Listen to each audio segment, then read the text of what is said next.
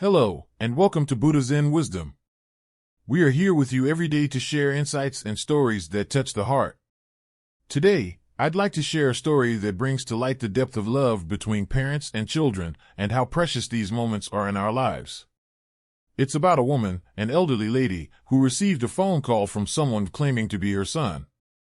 However, her son had passed away 2 years ago, yet the voice on the other end of the line sounded so much like him. She didn't want to hang up, feeling the familiar tone was too much to ignore. The caller spoke frantically, trying to convince her, but the lady, who could never be tricked so easily, finally spoke the truth. She asked him to say one last thing before hanging up. After a pause, the voice on the phone simply said, "Take care, Mom," and then the line went dead. This touching story reminds us of the weight of a parent's love for their children, a love so deep that even in moments of grief, the pain of loss can be hard to bear. We often forget how much we can understand and support our parents. It's essential that as children, we acknowledge their love and care, even when we feel we can handle it all alone. When they pass, we are left with only memories and regrets for not having appreciated them enough. One day, my father was at home dyeing his hair.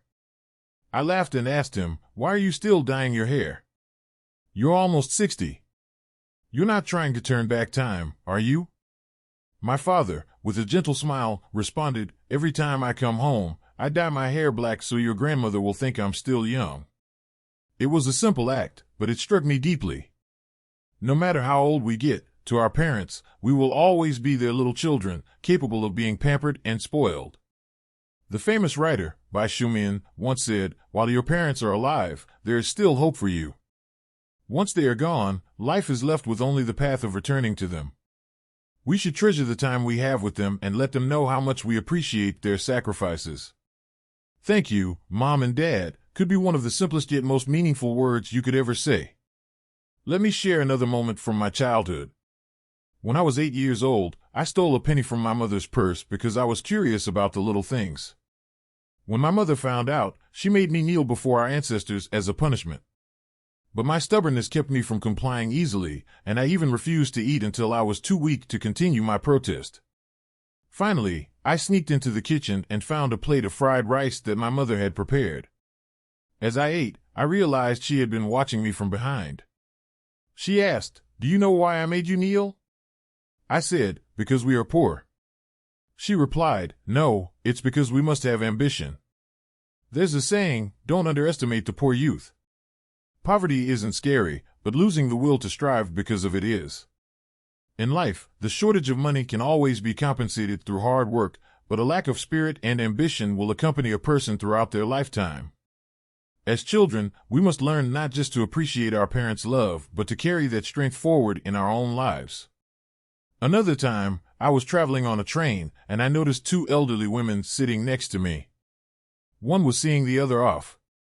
Their hands were tightly clasped together, and they spoke to each other softly, almost as if they were preparing for something important. One of the women suddenly turned to the other and said, "Sister, I'm 89 this year, and you're 90. This will be the last time we see each other in this lifetime." That was a moment of raw, unspoken understanding. Life is full of unexpected separations, and sometimes the moments we cherish are fleeting.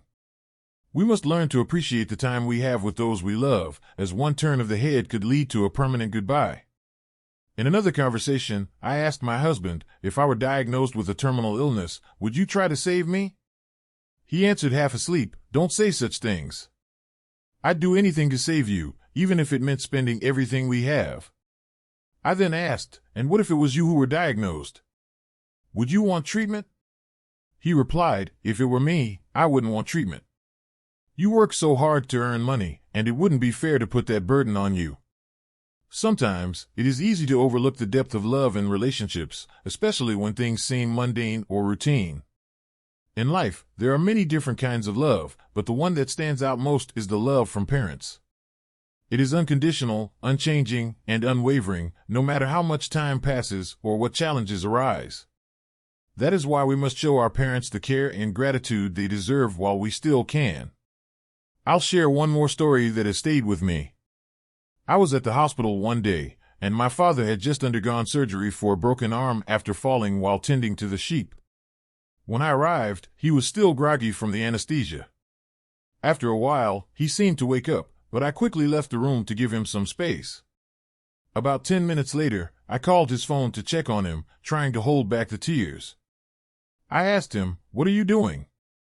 He responded, "Oh, just playing cards with your uncles." His voice sounded full of energy, and I asked, "Did you win or lose?" He replied, "I lost, and you just had to call me when I'm having bad luck with the cards." Then, he quickly hung up, saying, "I need to get back to the game." As I hung up the phone, tears flowed from my eyes. Sometimes, we don't realize how lucky we are to have parents until moments like this arise. No matter what struggles they may be facing, their primary concern is always about us, making sure we're not worried about them. Lastly, I would like to leave you with a reflection. As we go through life, we often find ourselves caught in the rush of our own responsibilities. But we should take the time to reflect, to turn back, and to care for the ones who have always been there for us. Parents don't ask for much, just a moment of our time and acknowledgement of their endless love. After all, life is short, and the moments we share with those we love are the most precious. I hope these stories have touched your heart. Remember, time passes quickly, and we should cherish every second we have with our parents. Thank you for spending this time with us, and we look forward to being with you again tomorrow. Take care of yourselves and your loved ones. Valentine's Day and the unexpected lessons in life. It was on Valentine's Day that my grandfather, who suffered from Alzheimer's, went missing. The hospital called late in the evening, saying they had found an elderly man, standing in a certain room, holding a phone with a number sewn onto his clothes, and refusing to leave. I rushed to the hospital to find him. As soon as my mom entered the room, she started crying. This was the same room where my grandmother had passed away. When I saw my grandfather holding a rose, one he must have picked up from somewhere, I was suddenly reminded of a conversation from several years ago on Valentine's Day. I had asked him why he didn't give my grandmother a rose. He replied, "Silly old woman. She's not the type who deserves a rose." There are some things in life we hold on to, but some things are better left to time. As I stood there thinking about the past, I realized that some attachments in life are fleeting and others are permanent. Sometimes, the things we think we can always hold on to disappear without warning. Then there's the story of my great-grandfather, who was in his 70s. One day, he was sitting on the muddy ground outside his house with a few young children, playing marbles and making loud, playful noises. My great-grandmother heard the commotion, grabbed her cane, and came outside, ready to scold him. He stood up and ran, but she caught up with him and gave him a good whack. Later, he smiled and said, "If I hadn't been worried about your mother falling, I would have gotten away from her." No matter how old we get, hearing the word mom can still tug at our hearts. As long as our mothers are here, we can still feel like children. The truth is, no one in the world can be as sincere and caring as our parents. We meet thousands of people throughout our lives, but none are as truly genuine as our parents. And when we think about kindness, we often wonder, do good deeds really bring good fortune? Throughout history, many wise people have advised us to do no evil and cultivate all that is good. However, in today's world, many people approach doing good with a selfish or transactional mindset. They believe that when they do good, heaven will reward them with money, health, or a successful life.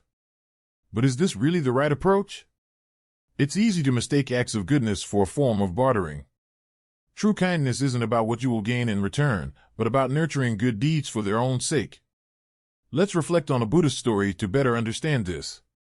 In the ancient city of Suzhou, there was a scholar named Lu Gu. He was deeply dedicated to Buddhism and would often discuss its teachings with his fellow students. He spent much of his time meditating and developing a strong understanding of Buddhist philosophy. Over time, his heart became more stable, and he became increasingly active in doing good deeds.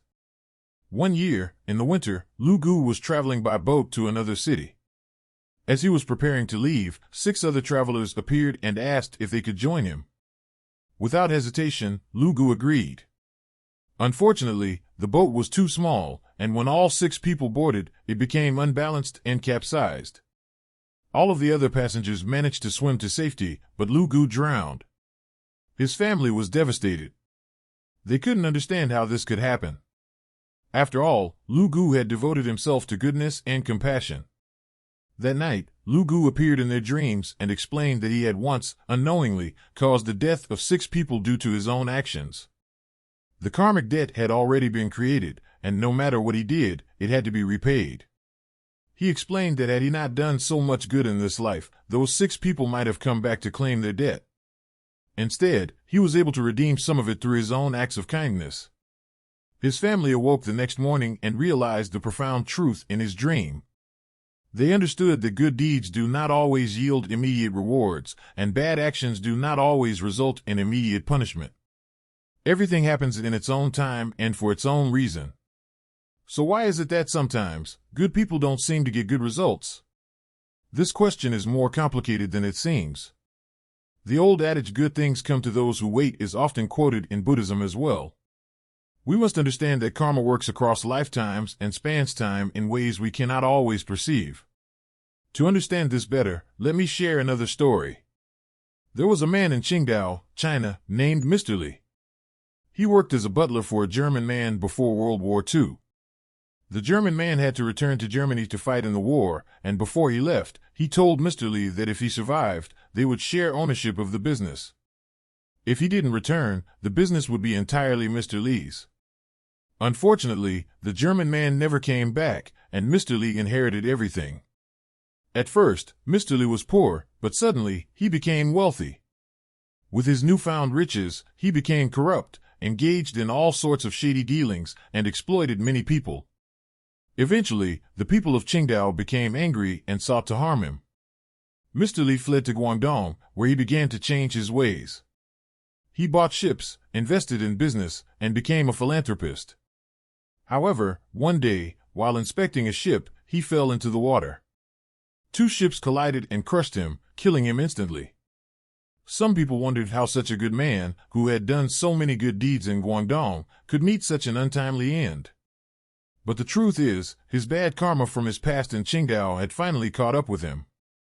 His good deeds in Guangdong had not yet matured, and he had to face the consequences of his past actions. In life, karma is complex, and it's important to understand that good actions will eventually lead to good results, but not always right away. Sometimes, we don't see the rewards for our kindness in this life, but we must trust that they will come in their own time. The same goes for bad actions. While they may not bring immediate consequences, they will eventually. The key is to continue to cultivate kindness, do good deeds, and remain patient. By living with integrity and compassion, we ensure that good karma will eventually come our way. Remember, the fruit of your actions may not come immediately, but it will come when the time is right.